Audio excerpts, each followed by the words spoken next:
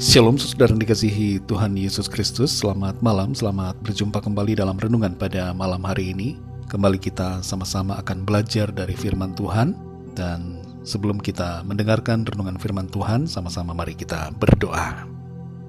Bapa kami yang di sorga, Bapa yang sungguh sangat baik, Bapa dalam nama Tuhan Yesus Kristus, kami mengucap syukur untuk berkat perlindungan Tuhan, tuntunan Tuhan di sepanjang hari ini. Oleh karena pertolongan-Mu saja kami dapat melakukan segala tugas dan aktivitas kami.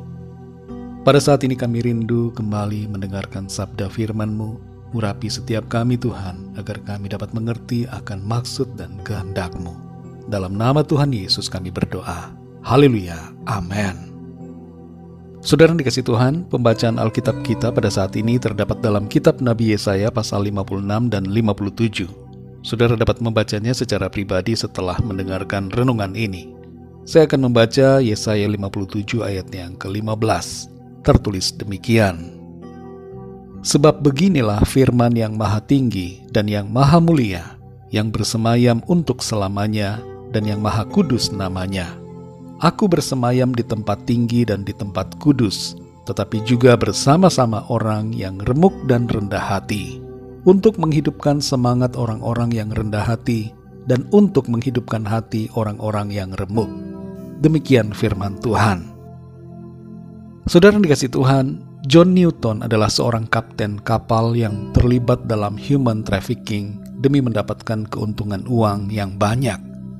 Ia menangkap dan mengangkut orang-orang dari Afrika menuju ke Eropa dan Amerika untuk diperdagangkan sebagai budak. Suatu saat dalam sebuah pelayarannya, kapalnya dihantam badai yang dahsyat. Badai itu begitu besar sehingga kemungkinan untuk selamat sangatlah kecil. Di tengah situasi kritis itu, John Newton ingat akan Tuhan. Ia lalu berdoa kepada Tuhan agar ditolong dan diselamatkan. Tuhan menjawab doanya. Dan setelah peristiwa itu, John Newton memikirkan kembali akan makna hidupnya. Dan ia mengingat nilai-nilai kebenaran yang diajarkan oleh ibunya. Ia pun bertobat, meninggalkan pekerjaannya, dan menjadi pelayan Tuhan. Saudara yang dikasih Tuhan, dalam situasi krisis yang sulit yang kita alami, kita dapat merendahkan diri dan datang pada Tuhan dengan penuh kesungguhan. Dan Tuhan akan melawat kita dengan kasih dan kuasa-Nya. Kitab Nabi Yesaya berisi tentang peringatan, teguran dan penghukuman akibat dosa manusia. Tapi selain itu, kitab ini juga mengandung kabar kelepasan, sukacita, pengampunan dan pertolongan dari Tuhan. Dalam ayat ini, secara khusus kita membaca bagaimana Tuhan yang maha agung dan mulia itu, yang bersemayam di tempat tinggi dan kudus, mau dekat dan bersama-sama dengan orang-orang yang remuk dan rendah hati. Tuhan mau menghidupkan semangat dan memulihkan keadaan setiap orang yang bertobat dan datang kepadanya. Terlepas dari keagungan dan kemuliaan Tuhan yang begitu kudus, Tuhan mempunyai kerinduan untuk memperbaharui roh dari setiap orang yang terhilang dan yang mati dalam dosa. Dia telah memilih untuk menebus orang-orang yang bertobat, menghidupkan kembali orang yang menyesal dengan kesungguhan, dan berdiam di dalam hati semua orang yang mau percaya kepadanya. Tuhan itu maha pengasih, saudara, sehingga Ia mau menyatakan kasih-Nya lewat karya penebusan yang Ia kerjakan. Ia rindu agar setiap orang datang kepadanya dan mengalami keselamatan.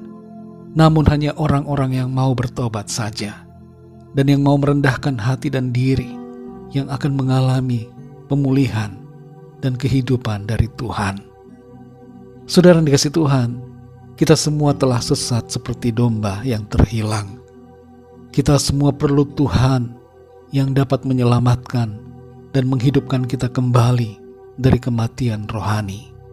Situasi kehidupan yang sulit terkadang menjadi cara yang diizinkan Tuhan untuk menegur kita dan membuat kita sadar agar kita bertobat dan merendahkan diri, datang pada Tuhan dengan hancur hati, mengakui dosa, dan mau berubah untuk hidup dalam kebenarannya. Kalau ada di antara kita yang saat ini masih bersikap sombong secara rohani, merasa diri kita benar, tidak bersalah di hadapan Tuhan, menuduh bahwa Tuhan telah berlaku tidak benar, dan saat ini kita tidak mau menyadari akan kebersalahan diri kita. Mari ambil sikap merendahkan diri di hadapan Tuhan, dengan rendah hati datang kepadanya, akui dosa dan pelanggaran kita, dan nyatakan komitmen kita untuk bertobat kepada Tuhan dan hidup dalam firman-Nya, serta mintalah pertolongan Tuhan untuk menolong dan memulihkan keadaan kita. Tuhan itu maha baik, saudara. Ia penuh kasih dan setia. Tuhan mau memulihkan dan memberkati kehidupan setiap kita. Yang terpenting bagi kita sekarang ini adalah datang kepadanya dengan hancur hati dan rendah hati, memohon belas kasihan Tuhan. Mari kita berdoa, saudara. Bapa kami yang di surga, Bapa dalam nama Tuhan Yesus Kristus, kami bersyukur untuk janji firman-Mu, satu kebenaran yang memberikan kami sukacita, bahwa Engkau yang bersemayam di dalam surga, yang begitu kudus dan maha tinggi, mau dekat bersama dengan setiap kami yang remuk dan rendah hati. Saat ini kami mengakui Tuhan, keberdosaan dan kebersalahan kami, ketidakbenaran kami di hadapan-Mu. Kami mohon pengampunan Tuhan, dan kami mohon belas kasihan-Mu atas kami. Ampunilah kami, ya Tuhan Yesus. Kuduskanlah kami dengan kuasa darah-Mu. Layakkan kami di hadapan-Mu, ya Bapa, dan pimpin hidup kami, agar kami selalu berjalan dalam kebenaran firman-Mu. Kami mau bertobat, meninggalkan dosa-dosa, dan mau melangkah dalam anugerah keselamatan-Mu. Kami tidak mau lagi diperbudak oleh dosa, tapi kami mau hidup untuk kebenaran. Pulihkan keadaan kami, ya Tuhan, dan baharuilah hidup kami. Terima kasih Tuhan. Berkati kami di sepanjang malam ini. Lindungi kami dengan kasih dan kuasa-Mu. Kami berdoa bagi yang sedang dalam keadaan sakit dan dalam pergumulan, agar Tuhan Engkau melawat, menyembuhkan, dan menyatakan kuasa mujizat-Mu atas setiap kami. Terima kasih Bapa. Kami percaya berkat damai sejahtera dan kasih karunia Tuhan senantiasa berlimpah dalam hidup kami. Dalam nama-Mu yang kudus, nama Tuhan Yesus Kristus, kami sudah berdoa dan mengucap syukur. Haleluya. Amin. Puji Tuhan, saudara yang dikasih Tuhan, saya percaya firman Tuhan menjadi berkat dan kekuatan buat saudara semua. Dan Roh Kudus akan menolong saudara untuk lebih lagi memahami kebenaran firman Tuhan.